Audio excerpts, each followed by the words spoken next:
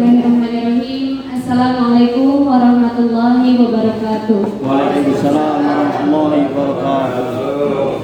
Alhamdulillahirabbil alamin wa bihi nasta'inu ala umuri dunya waddin. Wassalatu wassalamu ala asrofil anbiya'i wal mursalin wa ala alihi wa sahbihi wasallam.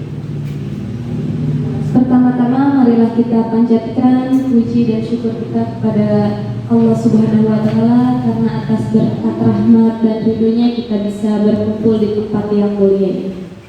Salawat beserta salam marilah kita junjungkan kepada Nabi Bana wa Habibana wa Karimina wa Maulana Muhammad Sallallahu alaihi wasallam. Pada keluarganya, kepada umatnya hingga akhir zaman. Sebelum memulai kegiatan kali ini, saya akan membacakan urutannya. Kegiatan kali ini yang pertama pembukaan, yang kedua sambutan, yang ketiga yaitu acara inti, pemaparan, diseminasi daya positif, yang terakhir yaitu doa penutup. Agar mendatangkan keberkahan dalam kegiatan kali ini, marilah kita sama-sama membaca basmalah bersama-sama. Bismillahirrahmanirrahim. Acara selanjutnya itu sambutan yang akan disampaikan oleh Ibu Hajah Tini Kartini SPD selaku Kepala Sekolah SDN Walahar 1. Kepadanya kami persilakan. Assalamualaikum warahmatullahi ta'ala wabarakatuh. Waalaikumsalam warahmatullahi wabarakatuh. Yang terhormat Bapak dan Ibu Guru SDN Walahar 1, juga kepada Pak Sodikin sebagai guru penggerak yang ada di Walahar 1. Alhamdulillah pada hari ini kita bisa berkumpul dalam acara Dominasi Budaya Positif yang akan dipaparkan oleh Bapak Sodikin. Mudah-mudahan acara ini bisa berjalan dengan lancar. Juga kita bisa mendengarkan atau memperhatikan supaya kita kedepannya juga bisa mengikuti langkah Pak Sodikin ini sebagai guru penggerak. Alhamdulillah di sini Pak Sodikin ini sebagai guru penggerak di SDN Walahar 1 angkatan ke-9, juga sebagai inspirasi buat kita semua. Mudah-mudahan SD kita ke depannya dengan adanya guru penggerak ini bisa lebih maju lagi, kreatif. Mungkin ya dengan adanya Pak Sodikin di SD kita ini sebagai guru penggerak akan membawa kelancaran ke program-programnya akan diterapkan di SD Walahar 1 ini. Karena waktu mungkin dari Ibu cukup sekian. Wabillahi taufiq wal hidayah. Wassalamualaikum warahmatullahi taala wabarakatuh. Waalaikumsalam. Yang ketiga yaitu pemaparan diseminasi budaya positif yang akan dipaparkan oleh Bapak Sodikin Maulana SPD sebagai satu-satunya calon guru penggerak di SDN Walahar 1. Padanya kami persilakan. Assalamualaikum warahmatullahi wabarakatuh. Waalaikumsalam warahmatullahi wabarakatuh. Alhamdulillahirabbil alamin. Wassalatu wassalamu ala asrofil anbiya'i wal mursalin wa ala alihi wa sahbihi ajmain. Amma ba'du. Rabbi shrah li sadri wa yassir li amri wahlul 'uqdatam min lisani yafqahu qawli. Amma ba'du. Puji dan syukur kita panjatkan kehadirat Allah Subhanahu wa taala yang telah memberikan beribu-ribu nikmat kepada kita semua, baik nikmat iman, Islam maupun nikmat kesehatan kepada kita semua. Senang sekali saya Sodiki Maulana pada siang hari ini bisa berdiri dan menyapa Bapak Ibu Guru semuanya.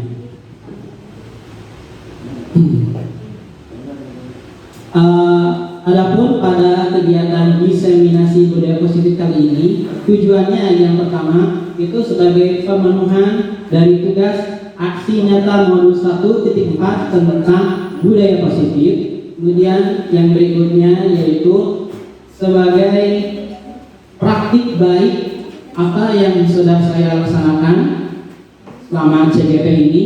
Dan yang berikutnya tentu ini yang paling penting, mudah-mudahan dengan budaya positif ini anak didik kita bisa memaksimalkan apa yang mereka miliki, terutama potensi, dan yang akhirnya adalah bisa meningkatkan kualitas pendidikan di SDN Walahar 1.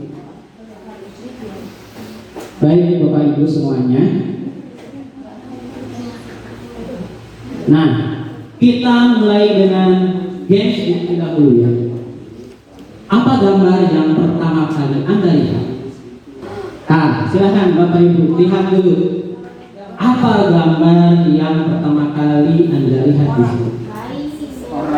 Setiap orang pasti beda-beda di sini lihatnya ya.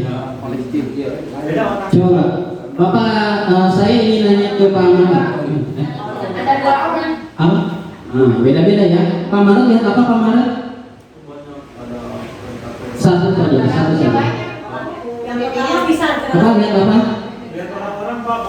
Orang-orang. Kemudian Ibu Lili lihat apa? Oke. Kemudian Ibu kita lihat apa di sini? Oke. Di sini ternyata ada jawabannya ya. Beda-beda. Nah, apabila Bapak Ibu melihat pria berjenggot, ini menandakan bahwa Anda adalah orang yang sangat gigih, tak pernah mundur dari sesuatu yang penting dan berharga. Sebisa mungkin Anda akan memperjuangkannya. Kemudian pelukis. Nah, Bapak Ibu yang lihat pelukis di sini, ini tandanya kelebihan Anda adalah imajinasi. Orang-orang cenderung suka berada di dekat Anda. Begitupun sebaliknya. Imajinasi dalam kebahagiaan juga akan memungkinkan munculnya kepedulian dan keakraban dengan banyak orang. Selanjutnya, sosok bertopeng. Siapa tadi yang lihat sosok bertopeng? Ada? Nah, menandakan kelebihan yang Anda miliki adalah kefasihan. Apa yang Anda pikirkan cenderung sama dengan apa yang dibicarakan. Jadi, Anda mampu menerangkan apa yang ada dalam pikiran Anda. Selanjutnya, nih kerumunan orang. Tandanya Anda adalah pribadi yang penuh dengan hasrat, suka bertemu dan berkomunikasi dengan orang lain, pandai bergaul dengan banyak orang. Akan tetapi terkadang Anda merasa bosan saat berada dalam kerumunan. Betul kan? Iya, sesuai. Ya. Pandai bergaul. Ya. Selanjutnya ada lagi ini. Oke. Ada berapa hewan dalam gambar di bawah ini? 1, 2, 3, 4. 5, 6, 7, 8. Oke, coba Bu Anda ada berapa Bu Anda? Ada 8 deh Bapak. Oke. Iya, coba Bapak Ujian ada berapa Pak Ujian? Ada 9. Oh, 9. Iya, Ibu Yanti ada berapa? Ada 1, Bu Yanti. Ada sedikit. Bu Yanti ada 1. Ya. Coba di sini jawabannya adalah, nah ini ternyata ada 16 Bapak Ibu.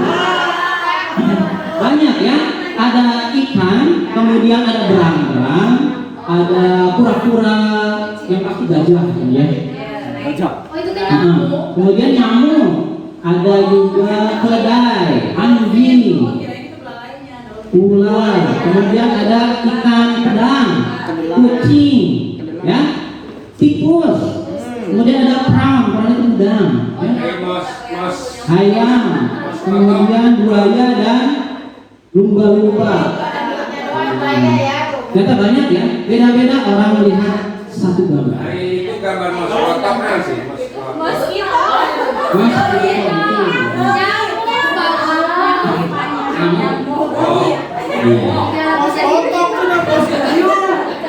Nah ini ya, guys, yang pertama ini. Lagu Justin Bieber, Mas. Ayo bukan masuk otak. Baiklah, kita akan mulai pada perubahan paradigma pendidikan. Ya. Mungkin di sini Bapak Ibu punya arti yang beda-beda tentang pendidikan. Boleh saya minta pendapat dari Ibu Teti? Bu Teti, apa itu pendidikan itu? Menurut Ibu apa? Apa arti pendidikan menurut Bu Teti? Definisi pendidikan. Definisi pendidikan menurut Bu Teti apa? Ya. Kemudian mungkin dari Bu Mia, pendidikan itu apa Bu Mia? Pendidikan itu Pedagogi. Ya. belajar. Nah, sebelum itu ya, kita lihat dulu bagaimana pendidikan di zaman kolonial.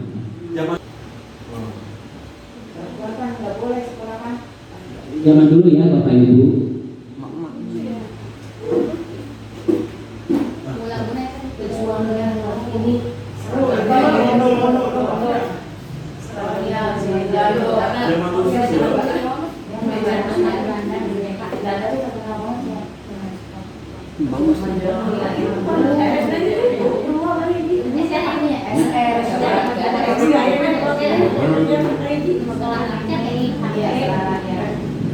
Begini Bapak Ibu, zaman dulu pendidikan itu ya, di tahun 1858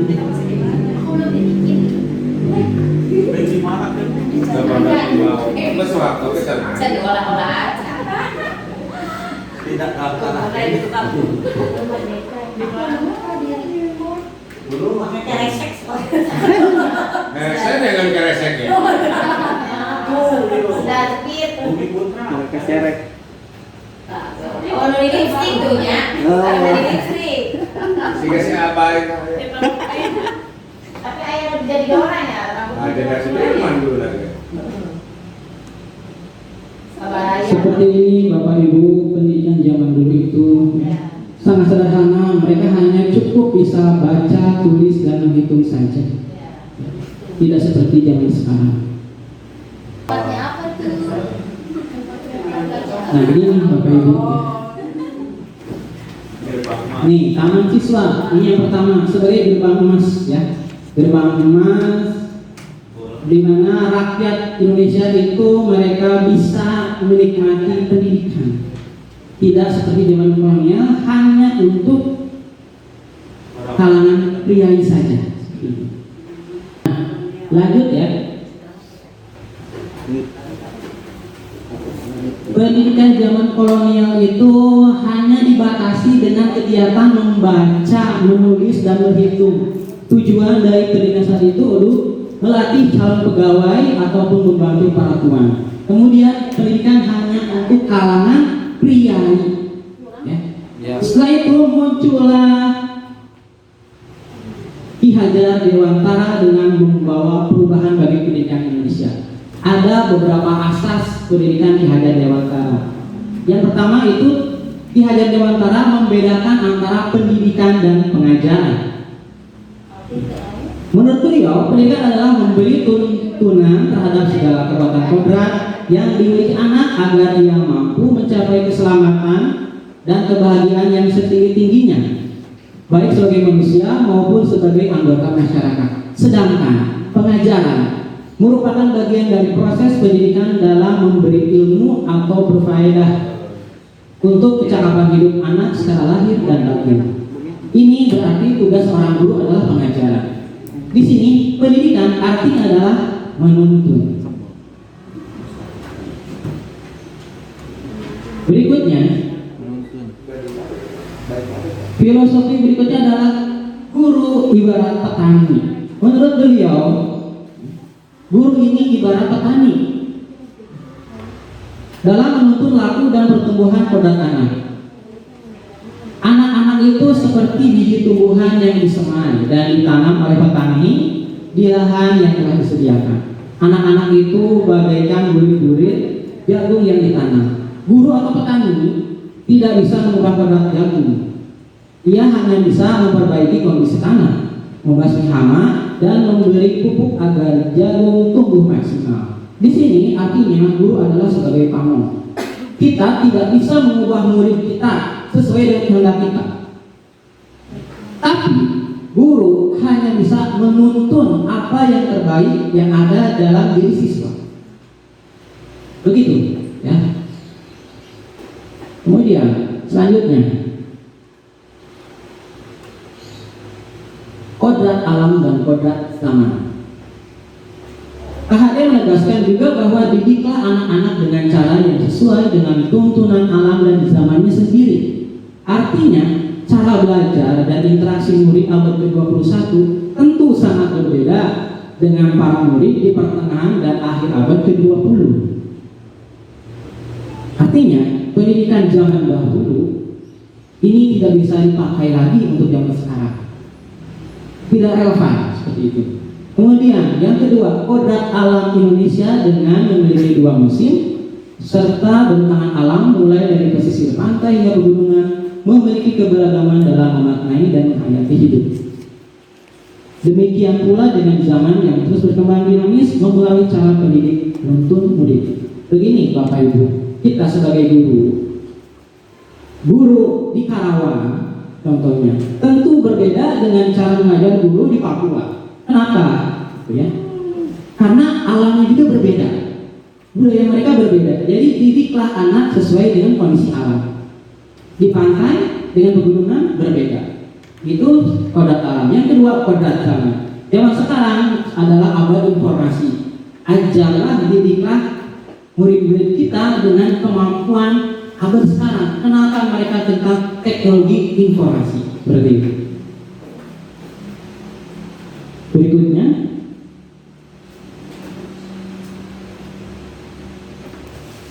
budi pekerti. Budi pekerti merupakan keselarasan keseimbangan hidup antara cipta, rasa, karsa, dan karya. Budi pekerti juga dapat diartikan sebagai perpaduan antara cipta kognitif, pengetahuan, kemudian karsa afektif, sikap, dan yang ketiga karya psikomotor. Budi pekerti melatih anak untuk memiliki kesadaran diri yang utuh untuk menjadi dirinya, atau kemerdekaan diri dan kemerdekaan orang lain. Seperti pernyataan dari Ki Hajar Dewantara ya, bahwa cipta, rasa, karya, pekerti adalah keseimbangan atau keselarasan hidup. Maksud pendidikan itu adalah menuntun segala kodrat yang ada pada anak-anak agar mereka dapat mencapai keselamatan dan kebahagiaan yang setinggi-tingginya baik sebagai manusia maupun anggota masyarakat. Itulah pendidikan. Jadi kita sebagai guru adalah tugasnya menuntun, bukan mengubah murid seperti apa yang kita inginkan. Karena mereka sudah punya potensinya masing-masing. Anak yang misalkan dia dalam sepak bola, kita tidak bisa memaksa dia untuk jago dalam matematika. Kalau ditanya apakah Ronaldo dan Habibie pintar, dua-duanya pintar. Habibie pintar dalam terbang, Ronaldo pintar dalam main bola. Jadi kalau dibandingkan dua-duanya adalah cerdas. Di sini kita bisa tahu ya, bahwasanya anak-anak di kelas kita ini punya kecerdasan masing-masing. Kita tugasnya hanya untuk memaksimalkan potensi mereka. Nah, sekarang berikutnya adalah tentang budaya positif, Bapak Ibu. Budaya positif adalah salah satu tanggung jawab seorang guru tentang bagaimana menciptakan suatu lingkungan positif yang terdiri dari warga sekolah yang saling mendukung, saling belajar, saling bekerja sama sehingga tercipta kebiasaan-kebiasaan baik dari kebiasaan-kebiasaan baik akan tumbuh menjadi karakter-karakter baik warga sekolah. Dan pada akhirnya karakter-karakter dari kebiasaan baik akan membentuk sebuah budaya positif.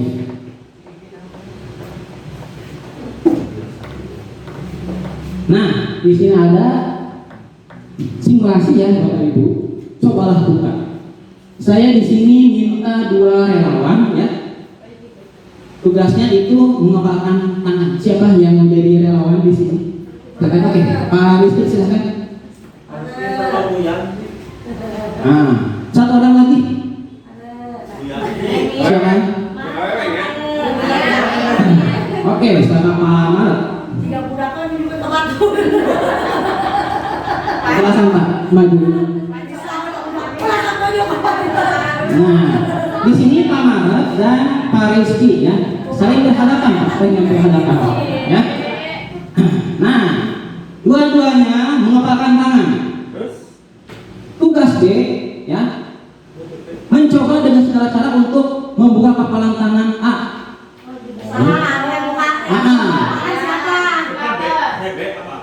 Siapa saja boleh.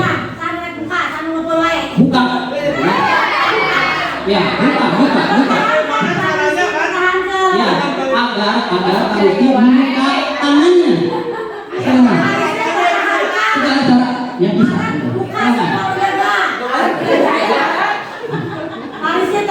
Ya, buka. Ya, oke, sekarang giliran Pak Rizky ke Pak Maret. Paksa Pak Maret untuk membuka tangan yang paksa. Nah,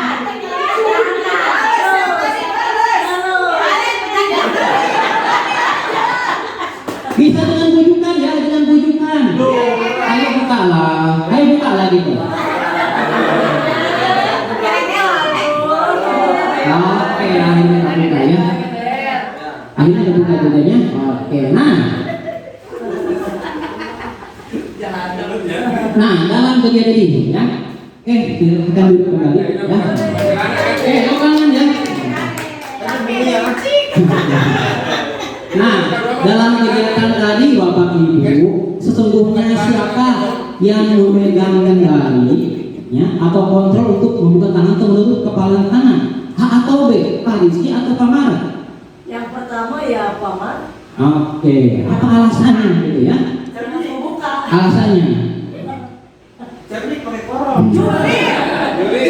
Nah, begini Bapak Ibu, kemungkinan jawabannya ya, siapakah yang sesungguhnya mengkontrol? Yang menutup kepala tangan atau yang berusaha dengan segala cara untuk membuka kepala tangan Anda? Jawabannya tentu kita sendiri. Ya, yang mengontrol atas kepala tangan kita. Apakah kita membuka atau menutup kepala tangan itu bergantung pada diri kita masing-masing sesuai dengan kebutuhan dasar kita saat itu. Jadi yang mengkontrol adalah diri kita, bukan orang lain. Ya.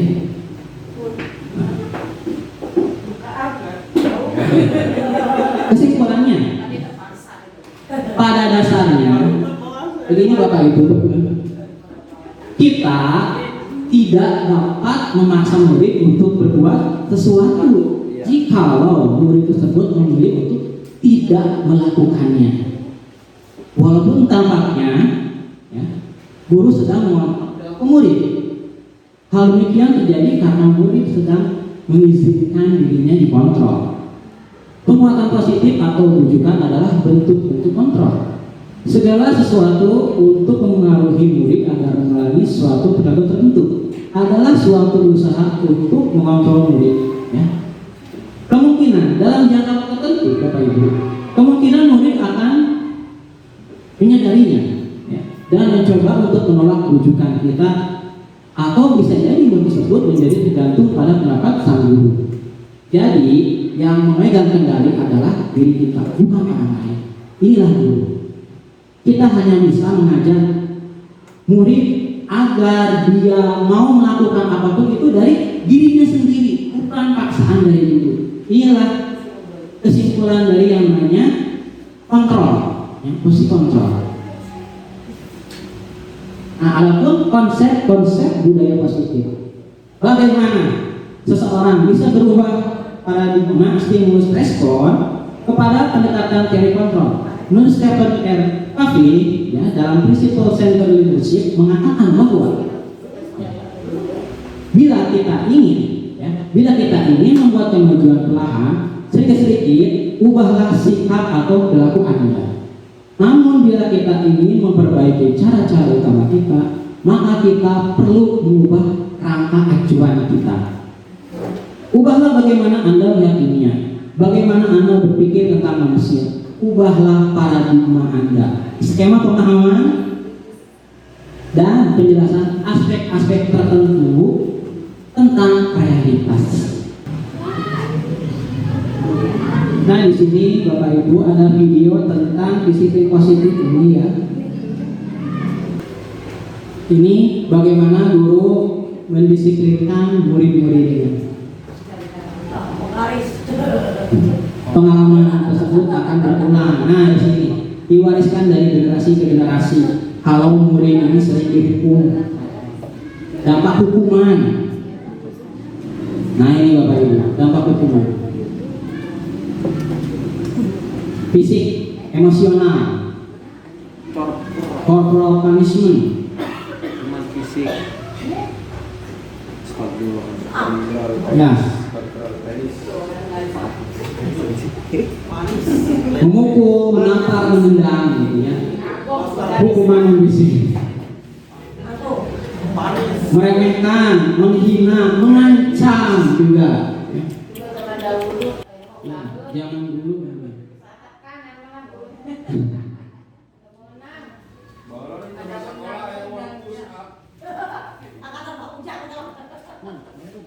Ayo uang sekojam.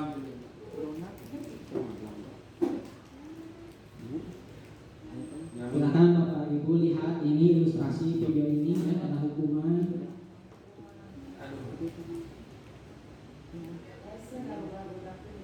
Pak, itu kayaknya suara yang di YouTube-nya deh, Pak.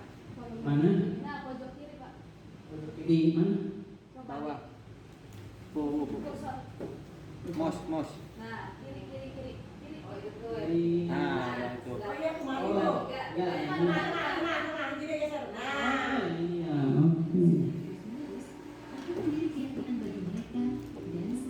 Terima kasih. Mulai selfie, mulai selfie.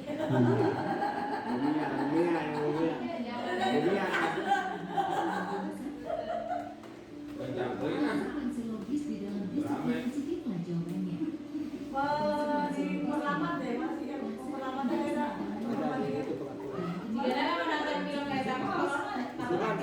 Nah, pohon literasi tuh.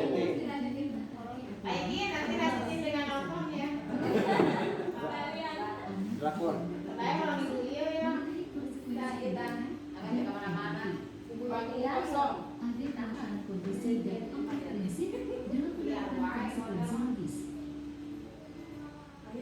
Daripada liur, kemudian Bu. Sebelum mengoleksi input dan selalu bertanya bukan menasihati. Kemudian Bisa di print lembar. beralasan. Jangan poster di anak itu di mading. Buat ya di sini ya. Nah, ini nih. Nah, di mading bisa.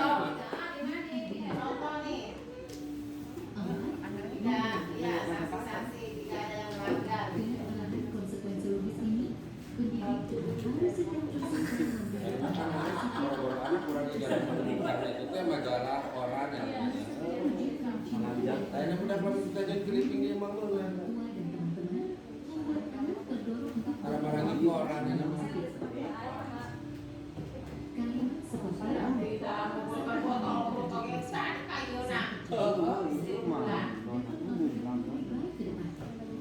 tahun itu pun dia cowok botol. Udah kayak dia bisa pernah lupa ya kan kerjanya abang kan. Nah, di sini Bapak Ibu kita mulai dengan memuji anak, menghargai setiap usaha dari anak. Jangan selalu melihat kesalahan. Mungkin dari murid kita itu punya kelebihan seperti itu.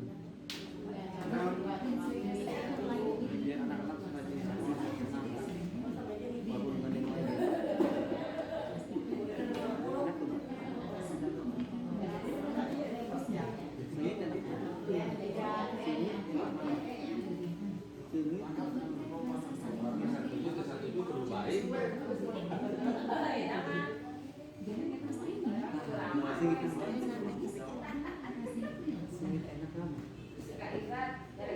itu sih. Mau baikเลยmau baik. aman, dan nyaman bagi Anda. Situasi-situasi bisa mendorong mereka mencapai prestasi yang setinggi tingginya. Ini tidak bisa mempercepat sebab diri yang menjadi pilihan sesuai dengan semula. Dan menjawab atas Teman berjerawat. Nah, oke Bapak Ibu bisa dilanjutkan ini ya. Ini tentang disiplin positif ya Bapak Ibu.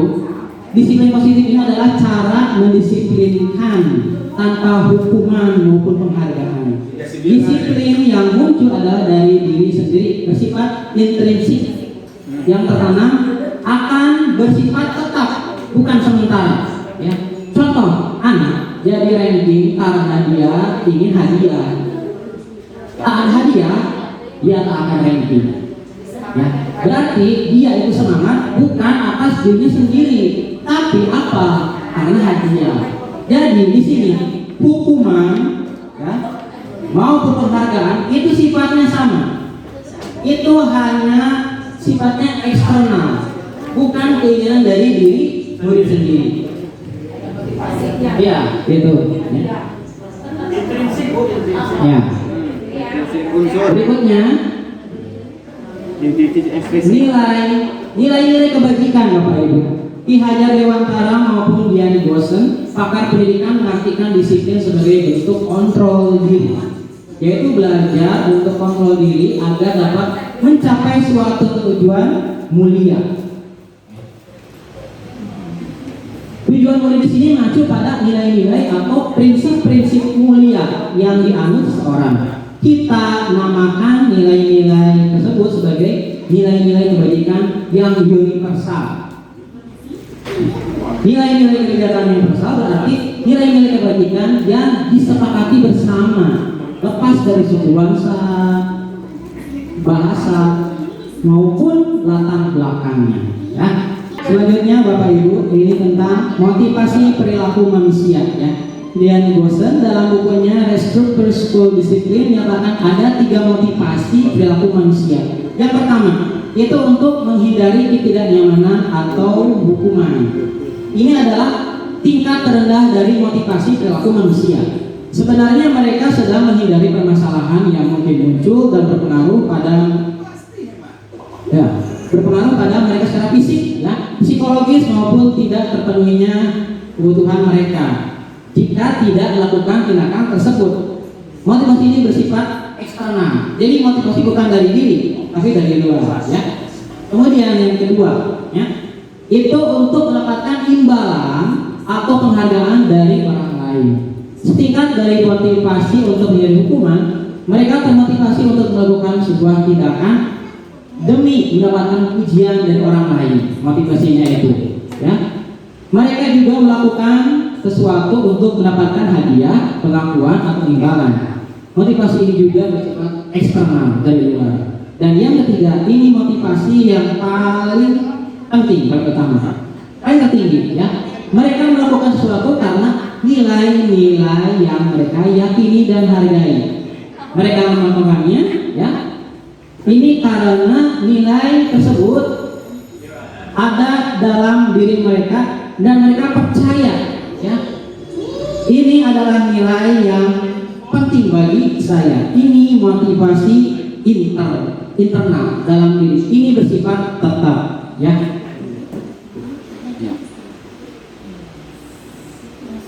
Kemudian yang berikutnya, 5 kebutuhan dasar manusia.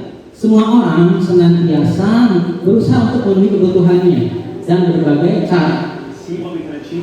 Bila mereka tidak bisa mendapatkan kebutuhannya dengan cara yang positif, mereka bisa melanggar peraturan atau melakukan hal-hal yang tidak sesuai dengan nilai-nilai kebajikan. Apa saja? Yang pertama, bertahan hidup. Yang kedua, penguasaan. Yang ketiga itu rasa kasih sayang dan diterima. Ya. Yang keempat, kebebasan, dan yang kelima itu kesenangan. ini adalah kebutuhan manusia. Kalau tidak terpenuhi ini, mereka bisa melakukan hal-hal yang negatif.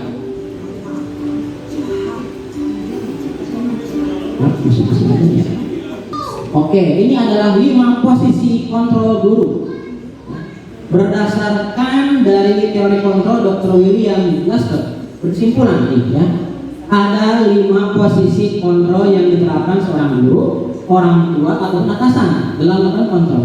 Kelima posisi tersebut adalah yang pertama penghukum, yang kedua pembuat rasa bersalah, yang ketiga itu sebagai teman, yang keempat pemantau, dan yang kelima ini sebagai manajer. Ibu, ya, Bapak Ibu semuanya tentang 5 kontrol guru.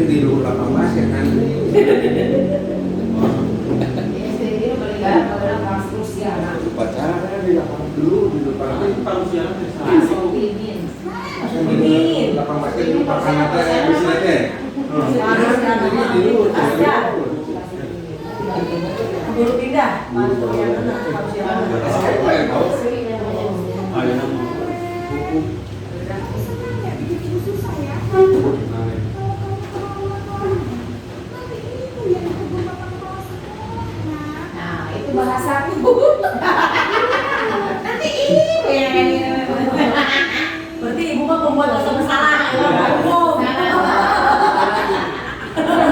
Saya memakai pembuatan pembuat rasa bersalah.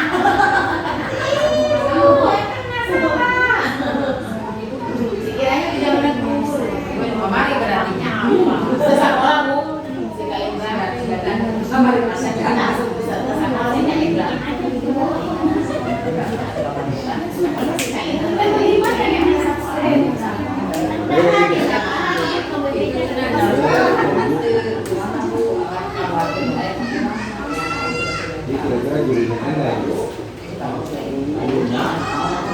Nah,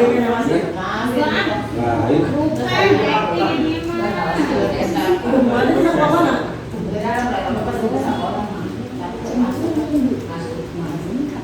Belum lembut, tenang, menyalakan murid, kena mental, guys. Ini kata-katanya menyalahkan murid.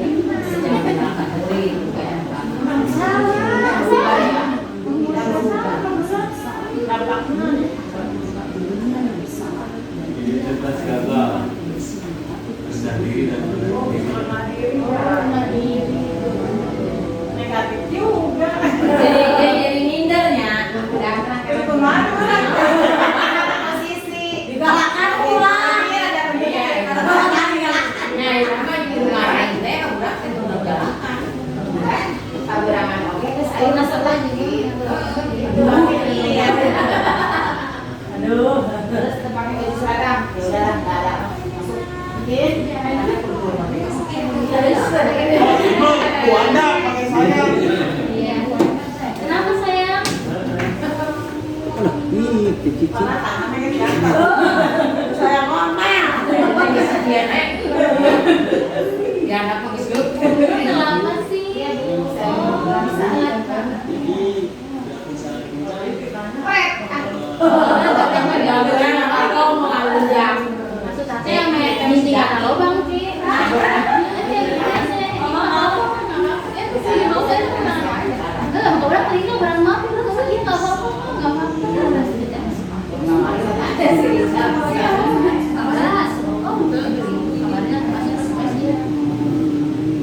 Tanpa kabar. Jadi gitu.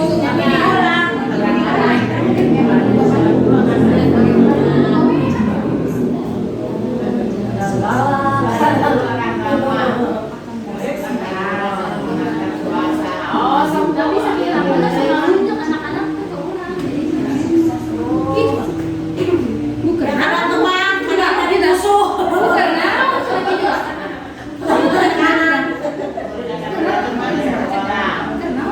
Loh, kenapa diri jadinya?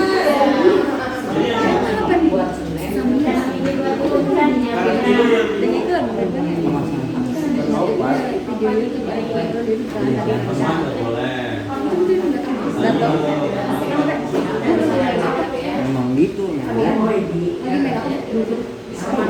Itu. Nanti apa? Nasinya. Kalau fisik ngasih.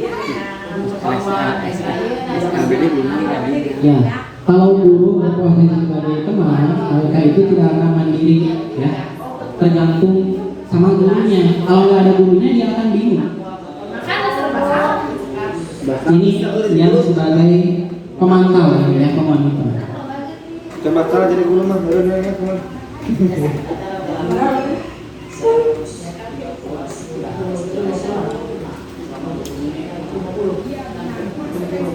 Yo, ini takut ini. Kalau sebel,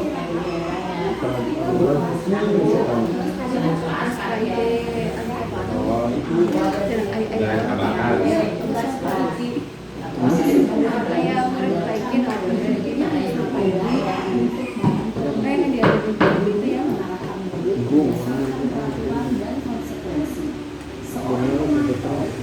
Pemantau ya salah, sudah gerakan.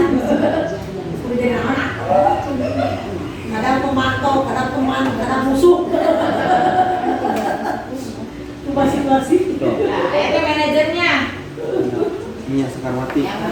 Inilah posisi yang paling tepat sebagai guru, yaitu posisi manajer. Manajer sebagai manajer disambutnya mengatur. Duit benar.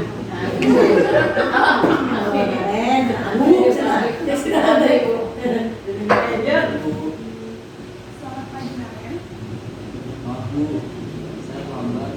Ya, sekolah masuknya jam 7, sekarang sudah jam 7.20. Jadi sekarang bagaimana ini, Naren? Maaf Bu, saya lupa tahu saya semalam. Baiklah. Alasannya. Alasan gitu ya alasan. Setuju. Jadi,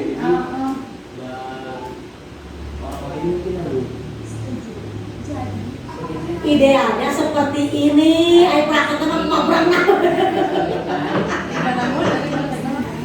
Kadang jadi manajer mah jadi.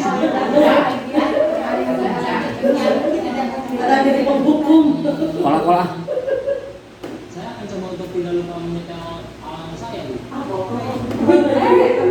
Ada Bu Lilis. Dikendak air. Alasannya alarmnya, biasanya alasannya macet. Apa ya? Ditutup bu jalannya gitu ya. Atau mau warna. Bu macet. Iya ibu yang tambah dari.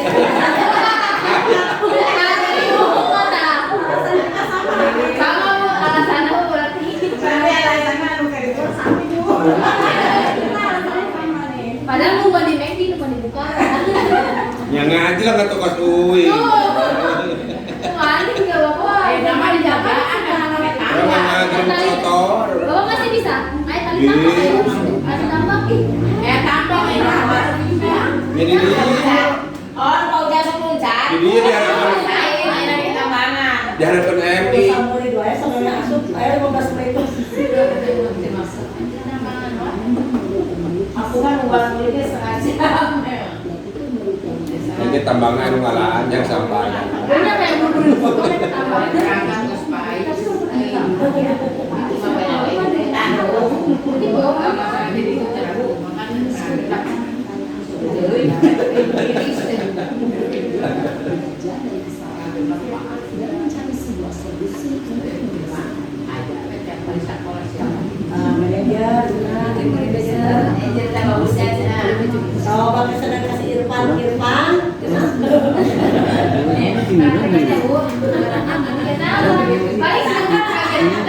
Oh, rumah hidangkeun. Kan biasa tuh bisa ngantung bulan di hari 5 kali 5 Jadi tiap kali ngantung weekend masuk weekend istirahat keluar beneran pulang tahu tinggalin mau nggak sampai gitu teh tadi asal kamu ibu ambil ayam Lagi diaduk kemana?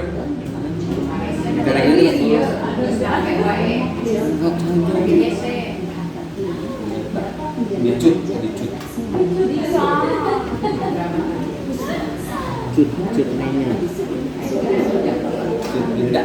Dindan.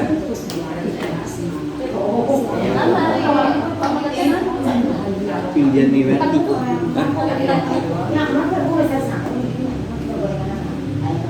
Oke, setelah tadi Bapak Ibu melihat video, kita akan lanjut ke hukuman, konsekuensi, dan restitusi. Ini adalah yang paling baru tentang restitusi ini. Hukuman adalah cara pendisiplinan bersifat satu arah. Itu dari dulu saja hukuman itu, ya. Kemudian tanpa melalui suatu kesepakatan, hukuman diberikan bisa berupa fisik maupun psikis. Murid atau anak disakiti oleh suatu perbuatan atau kata-kata. Yang kedua, konsekuensi. Ini pendisiplinan yang sudah terencana atau sudah disepakati, namun murid tetap dibuat tidak nyaman untuk jangka waktu pendek. Ya. Konsekuensi biasanya diberikan berdasarkan suatu data yang umumnya dapat diukur. Guru lebih bersifat sebagai pemantau. Dan yang ketiga, ini adalah restitusi yang baru ini. Adalah pendisiplinan dengan proses kolaboratif. Murid diajak ngobrol, yang mengajarkan murid untuk mencari solusi untuk masalah dan membantu murid berpikir tentang orang seperti apa yang mereka inginkan dan bagaimana mereka harus memperlakukan orang lain. Ya.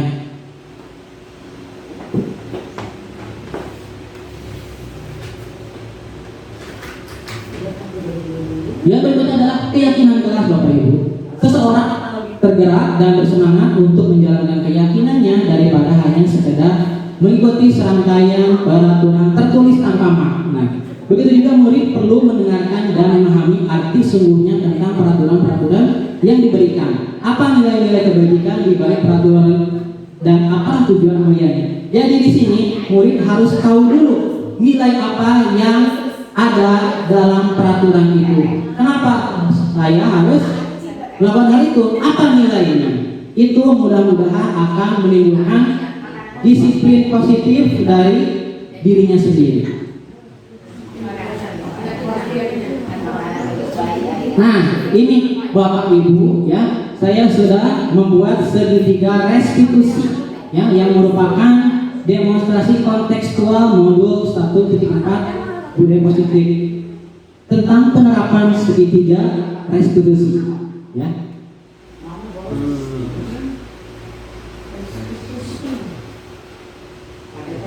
Assalamualaikum warahmatullahi wabarakatuh. Salam dan Ya, ini video saya sendiri yang membuat Bapak Ibu. peserta TDP Angkatan 9 dari SD 1 Kabupaten Karawang akan mempresentasikan demonstrasi kontekstual modul 1.4 budaya positif penerapan segitiga restitusi. Apa itu segitiga restitusi? Segitiga restitusi adalah sebuah strategi yang dapat dilakukan guru sebagai proses menciptakan kondisi menuntun murid untuk memperbaiki kesalahan-kesalahan yang mereka lakukan atas dasar kesadaran mereka sendiri. Tahapan segitiga restitusi. Yang pertama, menstabilkan identitas. Kedua, validasi tindakan yang salah. Yang ketiga, menanyakan keyakinan. Menstabilkan identitas. Mengubah identitas anak dari orang yang gagal karena melakukan kesalahan menjadi orang yang sukses. Berdasarkan prinsip membuat kesalahan adalah pembelajaran. Membantu anak untuk tenang dan kembali ke suasana hati di mana proses belajar dan penyelesaian masalah bisa dilakukan. Contoh kalimatnya, Bapak juga pernah melakukan kesalahan seperti ini. Kita bisa menyelesaikan ini. Bapak Ibu tidak tertarik mencari siapa yang salah, tapi Bapak Ibu mencari solusi dari permasalahan ini. Validasi tindakan yang salah. Guru memahami alasan di balik tindakan murid. Guru akan menggeser pemikiran stimulus respon menjadi proaktif. Guru memahami alasan dan paham bahwa setiap orang pasti akan melakukan yang terbaik di waktu tertentu. Contoh kalimatnya, padahal kamu bisa melakukan yang lebih buruk dari ini ya. Kamu pasti punya alasan mengapa melakukan hal itu. Kamu patut bangga pada dirimu sendiri karena kamu telah memiliki sesuatu yang penting buatmu. Menanyakan keyakinan. Guru memberikan pertanyaan-pertanyaan bermakna untuk memotivasi murid agar mau berubah menjadi lebih baik. Guru menanyakan keyakinan dan mengingatkan murid untuk konsisten melaksanakan keyakinan yang telah disepakati. Contoh kalimatnya, apa yang kita percaya sebagai kelas atau keluarga? Apa nilai-nilai umum yang kita telah sepakati? Apa bayangan kita tentang kelas yang ideal? Kamu mau jadi orang yang seperti apa? Kasus 1. Bilqis ketahuan mencontek satu bulan. Bilqis murid kelas 6 ketahuan mencontek satu saat ulangan kelas semester 1 pada Senin. Bilqis tidak sadar. Ia perhatikan guru saat ia melihat buku catatan pelajaran di kolom meja secara sembunyi-sembunyi. Saatnya istirahat, Bilqis pun dipanggil Pak Solikin ke ruang guru untuk diminta klarifikasi terkait upayanya mencontek saat ulangan tengah semester. Padahal Bilqis sudah tahu aturannya bahwa mengerjakan soal ulangan harus dengan jujur. Silakan duduk. Nah, kira-kira kamu tahu tidak kenapa kamu dipanggil ke sini? Tidak tahu Pak, karena selama ini saya tidak membuat ulangan kelas seperti satu ulangan. Ya. Bapak puji sikap kamu di kelas selama ujian hari ini. Namun ada hal yang melanggar hati Bapak saat kamu mengerjakan ulangan tadi. Ya, Bapak melihat kamu mencontek buku di kolom meja. Bisa menjelaskan mengapa hal itu terjadi? Maaf Pak, saya bisa mengetek karena semalam saya tidak membaca buku materi pelajaran karena ketiduran. Sementara saya ingin mendapatkan nilai bagus. Oke, ya. Begini Bilqis, Bapak juga ingin kamu dapat nilai yang bagus. Tapi tentu kita. Kira-kira apa keyakinan atau prinsip yang mau kamu terapkan? Bagus. Nah, kira-kira apa yang bisa kamu lakukan agar bisa melakukan apa yang kamu coba ini? Saya akan membaca Oke, bagus. Mungkin ada yang lain? Saya akan menjawab dengan ibu dan terjadi. Iya, siap, bagus. Nah, berarti sekarang kamu sudah paham ya bahwa kita harus menerapkan sikap jujur dalam setiap tindakan. Iya Pak, saya akan belajar lebih baik. Oke, terima kasih Bilkis. Sekarang kamu boleh tes. Ya, ini dulu.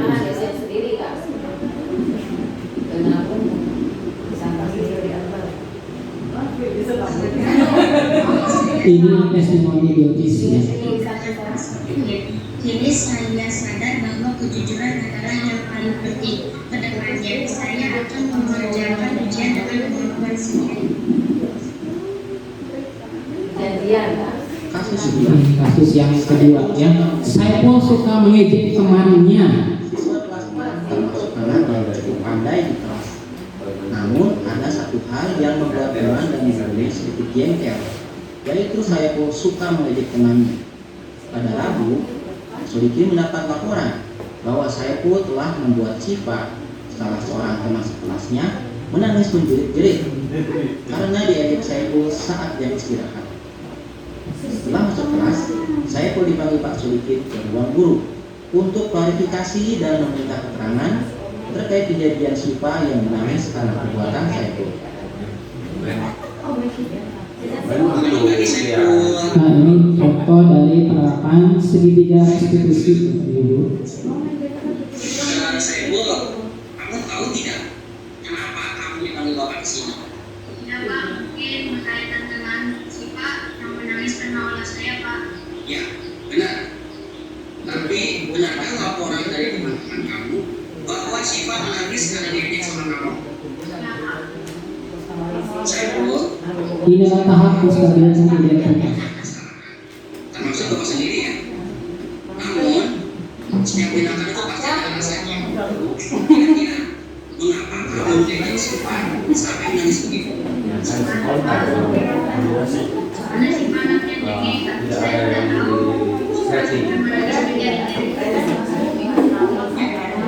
Kamu masih ingat kan keyakinan kita?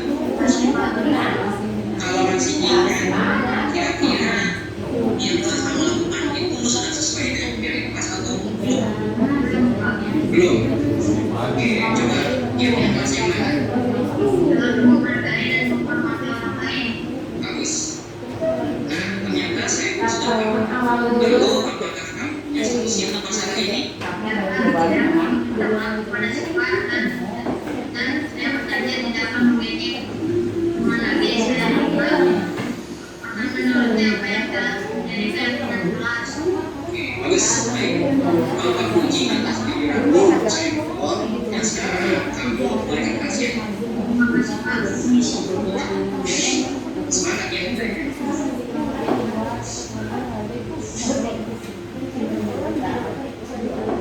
Perkenalkan, saya Satria. Saya merasa senang setelah tadi berdiskusi dengan Bapak Guru. Saya menyadari kesalahan saya yang suka mengejek teman-teman. Saya akan berusaha untuk menghormati dan menghargai teman-teman saya. Ini saya tidak akan mengulangi kesalahan saya lagi.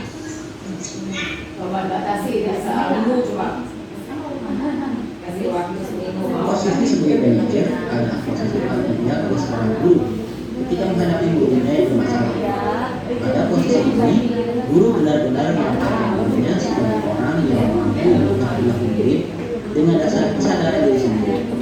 Ketika guru menerapkan segitiga restitusi, murid tidak merasa seperti dan memalukan, melainnya sebagai pribadi yang diajak untuk berubah menjadi lebih baik. Demikian, semoga bermanfaat dan terima kasih. Wassalamualaikum warahmatullahi wabarakatuh. Wah, ini Bapak Ibu semuanya ya tentang penerapan segitiga restitusi. Jadi ketika ada murid yang bermasalah Jangan langsung kita hukum. Yang pertama adalah kita klarifikasi dulu kenapa dia melakukan itu. Setelah itu, ya, kita tenangkan dia dengan Bapak juga pernah melakukan kesalahan itu. Ya.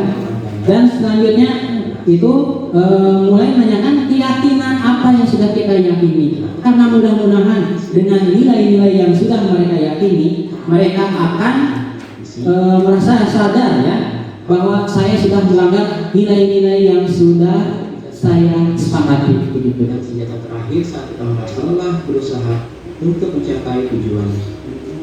Nah, ini kesimpulannya ya. Perubahan adalah sebuah keniscayaan Bapak Ibu. Untuk itu, pendidikan harus menyesuaikan dengan kodrat alam dan kodrat zaman. Pada kesimpulan. Kemudian yang berikutnya, budaya positif perlu diterapkan agar seluruh warga sekolah bisa merasa aman dan nyaman, terutama bagi peserta didik.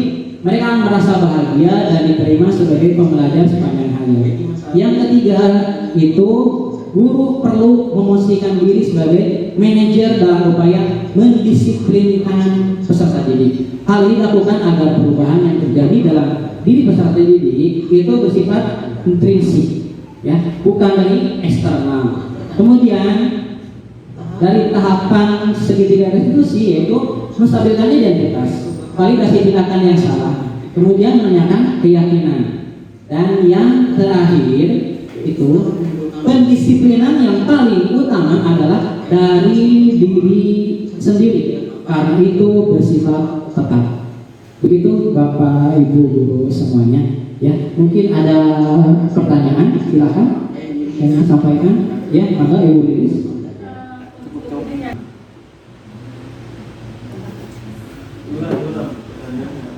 Pertanyaannya diulang ya. Ya.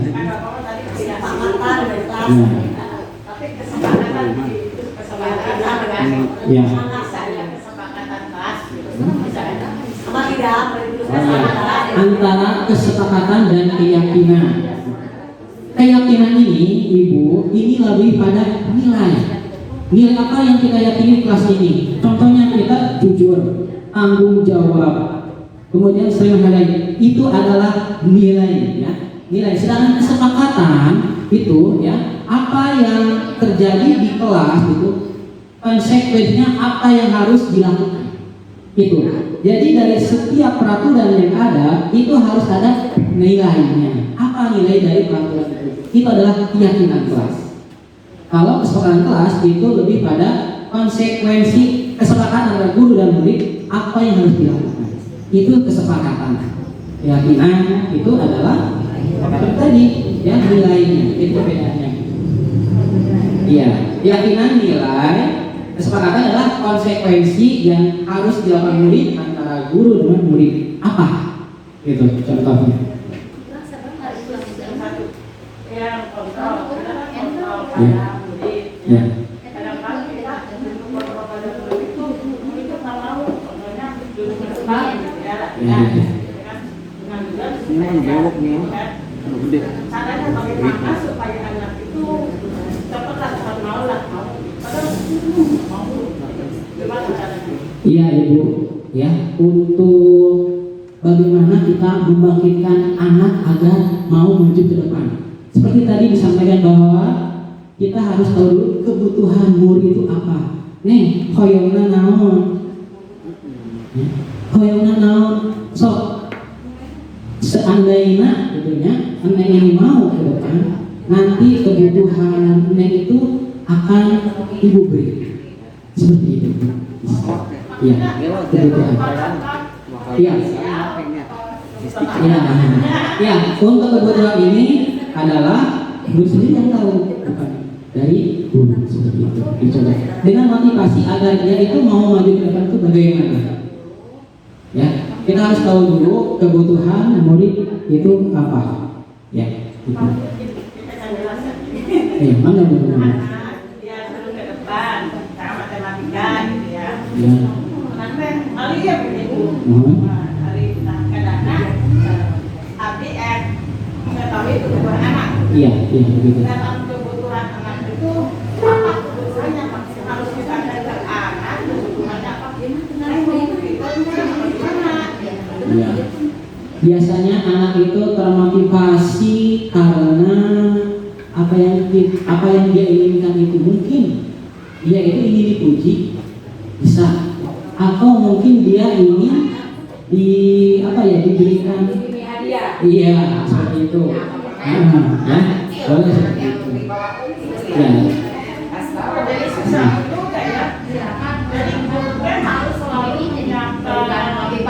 Ya, harus tahu dulu kebutuhan dia itu apa. Seandainya kalau si anak itu misalkan gak mau diam, mungkin kebutuhannya itu adalah dia ingin bergerak.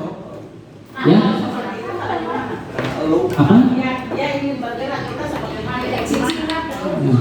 Kitanya sama seperti memfasilitasinya anak harus seperti apa? Nah, yang gak mau diam ini ya. Biasanya anak yang gak mau diam ini ya, dia itu ingin berpuasa. Itu berpuasa. Jadikanlah dia seorang KM. Begitu. Iya. Karena itu dia nggak mau diamnya, jadikanlah dia seorang KM. Tapi kan kita nggak mungkin lah, kita kan organisasi kelas, Iya. udah kamu jadi KM aja, nggak mungkin lah. Tapi begini Bu, mungkin dengan KM untuk hari ini kamu jadi KM. Iya, besok bisa dulu, iya. jadi seorang pemimpin. Iya. Itu di kelas gitu. Begitu. Nanti mungkin 2 hari kamu jadi KM dulu ya. Nanti 2 hari baru kembali ke yang begitu. Karena dia kadang ingin gak mau dia itu ingin berpuasa seperti itu. Jadi kita sehari-harinya itu memang harus mempersiapkan untuk motivasi finansial, misalkan sebuah permen itu memang harus gitu.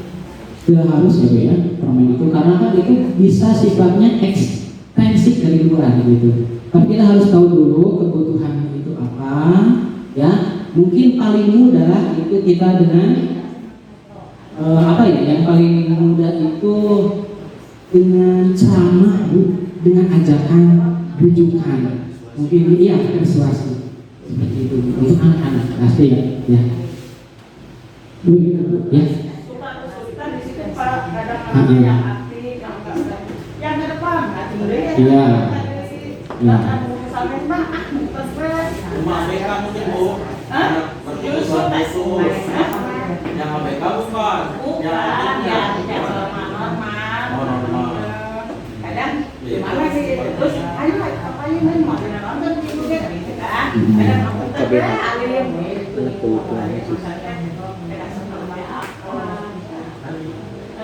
Iya, kita harus tahu dulu kebutuhan murid itu apa. Asesmen diagnosis. Ya, bisa itu. Mungkin di sini Bapak Ibu yang bisa memberikan jawaban terhadap pertanyaan Ibu Lili, silakan.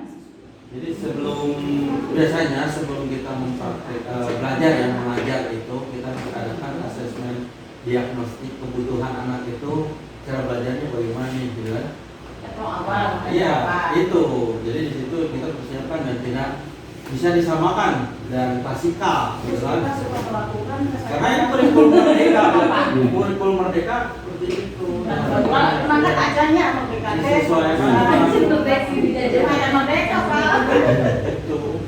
Ya, terima kasih Pak Maret ya sudah memberikan saran itu. Oke. Kenali karakter anak. Iya. Kayak gitu ya. Aku mah akan mendapat merdeka.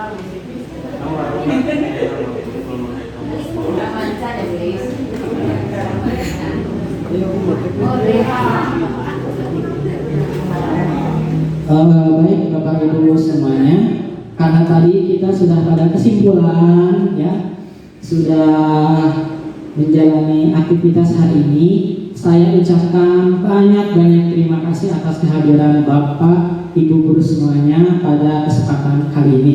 Mudah-mudahan pada kehadiran Bapak Ibu ini dibalas sebagai pahala ya. Untuk apa? Untuk memperbaiki kualitas pendidikan ataupun pembelajaran kita kepada peserta didik. Baiklah anak-anak semuanya, hari ini kita akan membuat keyakinan kelas. Mungkin kalian penasaran apa sih itu keyakinan kelas? Nah, ini dibuat adalah agar muncul motivasi dari diri kita sendiri, ya. Karena yang penting adalah kalian tahu nilai-nilai dari peraturan yang kita buat.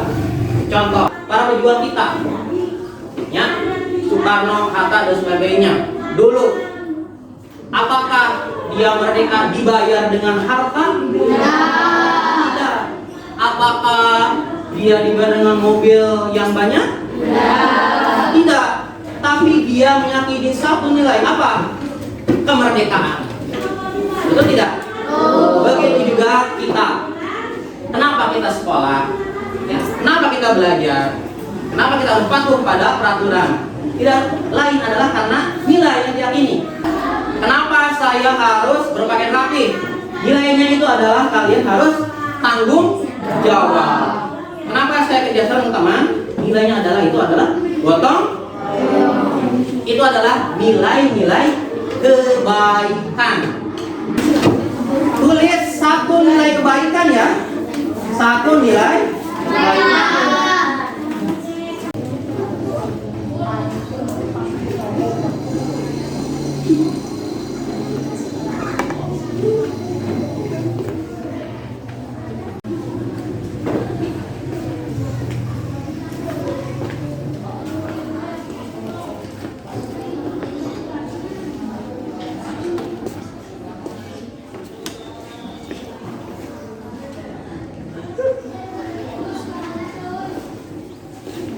Silakan.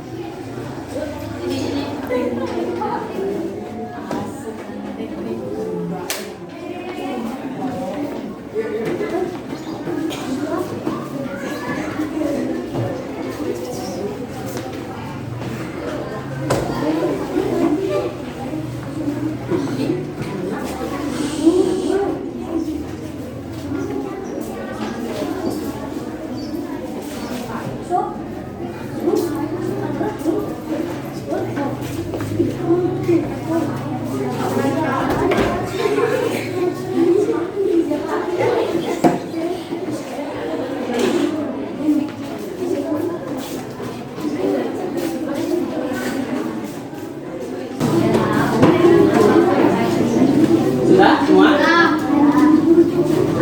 Arti ini yang berbeda ini sepakat berarti ini, ya.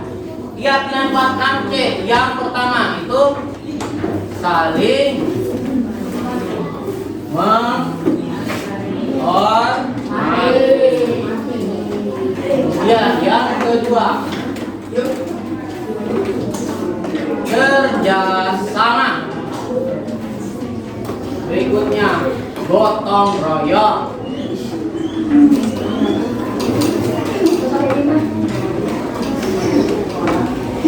Berikutnya tolong menolong.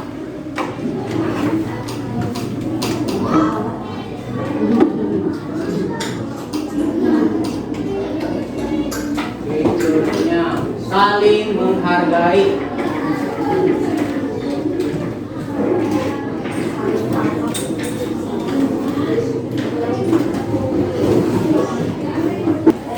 Yang tanggung jawab.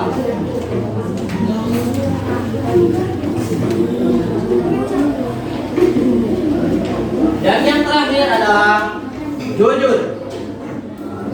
Nah, inilah keyakinan kelas kita. Nilai-nilai yang harus kita pegang teguh. Kita harus mengikuti apa nilai yang sudah kita yakini. Ya? Yang pertama, saling menghormati. Kemudian yang kedua, kerjasama. Yang ketiga, gotong royong. Berikutnya, tolong menolong.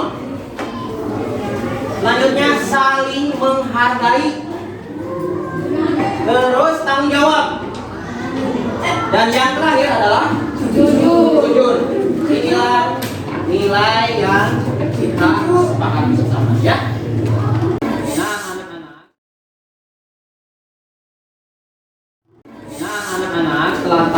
kalian menentukan sendiri nilai tiap kelas. Kita menginjak pada penandatanganan keyakinan kelas yang sudah kita sepakati. Oke, sekarang Abdul Rahman.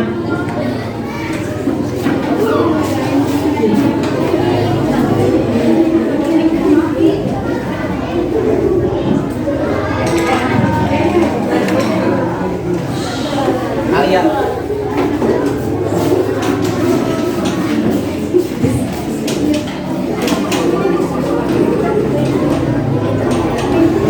Andini.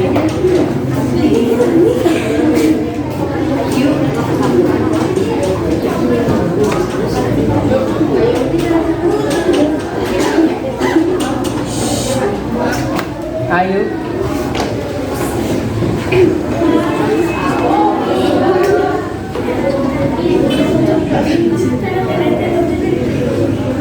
Azra.